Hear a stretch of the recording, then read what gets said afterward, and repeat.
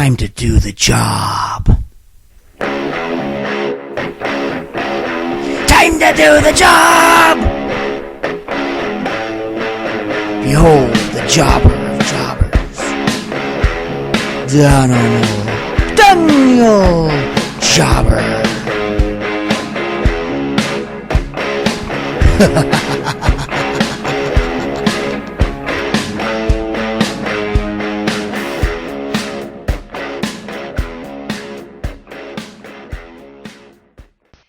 What's up, everybody? This is the Edmonton area's own D-Job, Danimal Daniel Jobber, here with another episode of Jobbing Out with Danimal Daniel Jobber 205 live and WWE Cruiserweight Report. This episode's coming to you late this week, and I actually had a chance to watch the Great Balls of Fire pay-per-view before recording it. It was a pretty entertaining pay-per-view all in all, with no title changes as I predicted in my preview show, which is also up on the network if you haven't listened to it already. Of course, this also means that Neville retained the Cruiserweight Championship against Akira Tozawa. Seeing that the match was moved to the pre-show, I did not expect Tozawa to beat Neville for the title anyways. On Monday Night Raw, not much happened as they were mostly generating hype for Great Balls of Fire. However, in the main event, thanks to a little encouragement from Titus O'Neil, Braun Strowman faced the Dancing Destroyer, the King of Sting, the Count of Monte Fisto, the Prince of Punch, the Master of Disaster, the one and only Apollo Crews. Of course, Braun Strowman destroyed him, but after that he had a surprise attack and an encounter with Roman Reigns, who he kept insisting was not there that night. On SmackDown Live, they set up several matches for the upcoming Battleground pay-per-view. They also unveiled Naomi's exclusive SmackDown Women's Championship belt, a belt which is the same color as before, but now glows with pink and green light. Very interesting design, but I have a few ideas of my own. How about we take a belt and put a centerpiece in it that revolves in a circle and... what? Huh? Oh? The spinner belt, eh? They already did that? People hated it? Okay. Well, then how about we make a belt out of beautiful diamonds and jewels and make it look like $1 million and... what? Huh? $1 million belt, eh? They did that as well? Huh, I see. Well, then why not a belt that glows different colors? Why not? Finally, in shocking WWE news, AJ Styles beat Kevin Owens for the United States Championship at a house show in Madison Square Gardens. It's not very often a title change of any kind happens at a house show, so this is quite a way to mix things up a bit. There are reports now that due to this occurrence, AJ Styles and Kevin Owens will not be wrestling on the Battleground card for the US title. I guess we'll see. And now to this week's Cruiserweight action. On main event, first off we had Cedric Alexander versus the Brian Kendrick. Cedric Alexander starts off with a couple of flying moves. He hits a beautiful drop kick, but moments later Kendrick puts him in the captain's hook, forcing him to grab the rope and break the hold. Then Kendrick works Alexander over for a bit. Then the match goes pretty much back and forth. Cedric Alexander hits his flying clothesline from the top rope. Kendrick tries and fails to go for his slice bread number 2. Then Cedric Alexander wins in impressive fashion with a standing Spanish fly and then his lumbar check. It's a pretty entertaining match all in all. Then on Monday Night Raw, we had Cedric Alexander versus Noam Dar, the Scottish Supernova. Once again, Cedric Alexander calls out Noam Dar, saying that the thing between him and Alicia Fox is over. However, when Noam Dar comes out for the match, Alicia Fox is back with him. The match itself was fairly short. Noam Dar did manage to get a rollover pin, but it was pretty much all Cedric Alexander after that. Alexander hits his top rope clothesline, then ends up in a brief encounter with Alicia Fox, who shields Noam Dar from his attack for a few seconds. A few moments later, Alicia Fox jumps up on the apron and attempts to distract Alexander, and Noam Dar tries to get the rollover for a pin, but Cedric slides out of the pin attempt and hits his lumbar check for the victory. Then Cedric Alexander gloats to Alicia Fox and exits the ring while Alicia Fox throws a tantrum. Then we also had Neville versus Mustafa Ali in non-title action.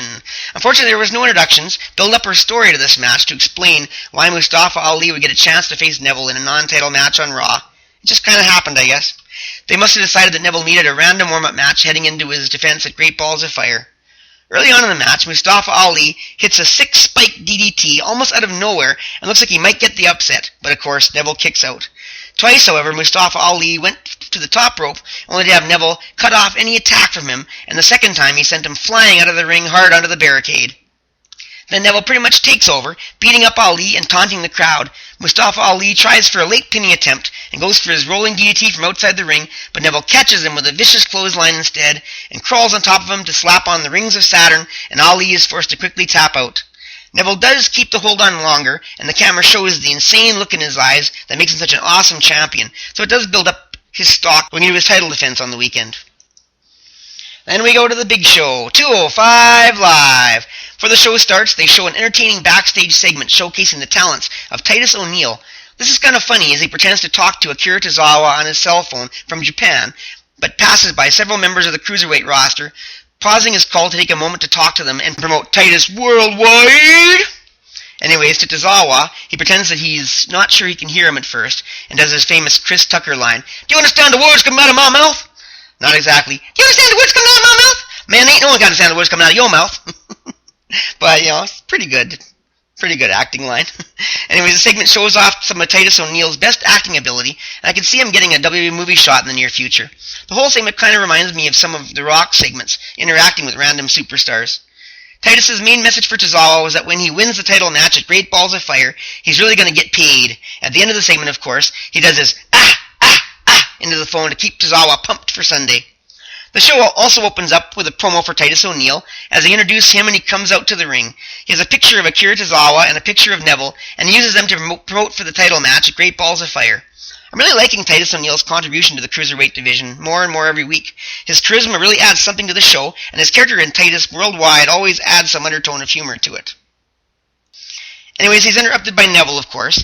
Neville tries to run down Titus Worldwide by showing him what happened to Apollo Crews when Titus O'Neil essentially fed him to Braun Strowman.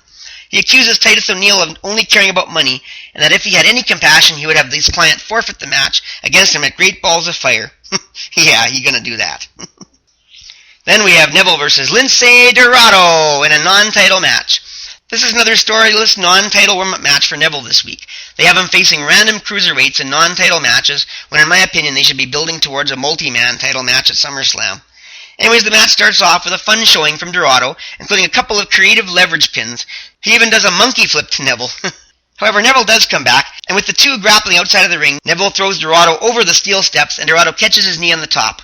Then Neville slams Dorado's head into the announce table and stares down Titus O'Neil, who joined the commentary team for the match. Titus starts mouthing off to Neville, reminding me of the taunting stylings of Foghorn Leghorn. I say, Neville boy, you better stop worrying about me and start worrying about your opponent. You do that on Sunday and Akira Tozawa gonna beat you. 1, 2, 3. You know what I say, boy? Anyways, Neville throws Dorado back into the ring, hits the power bomb, and puts him in the rings of Saturn, forcing him to tap out.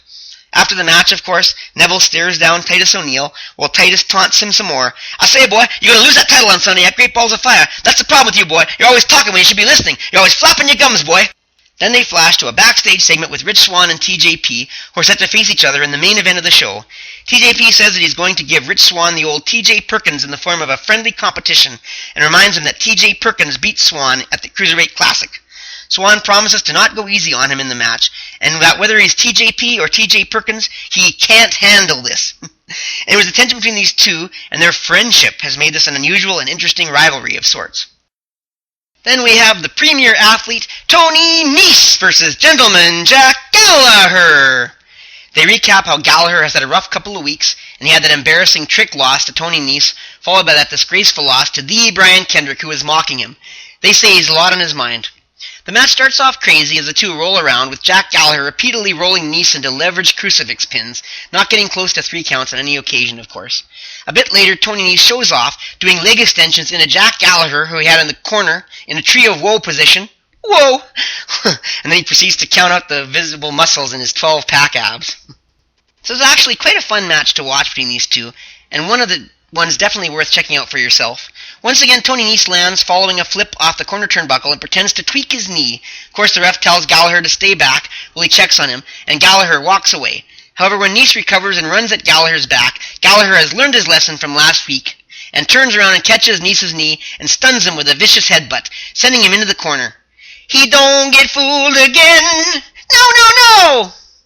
Gallagher then goes to the opposite corner and runs to hit his running drop kick, this time getting right up to Nese's head, and then pins him for the big victory. As Jack is celebrating, a flute tune of American Revolutionary War history comes on, and as Jack looks on in wonder, on the screen flashes a history of Great Britain with the word great crossed out. Then on the screen appears the Brian Kendrick in a poor war reenactment type costume, running down Britain and Gallagher. He mentions 3 great British defeats and then parallels each one with a Jack Gallagher failure, the third being one that hasn't happened yet, when Jack Gallagher surrenders to him.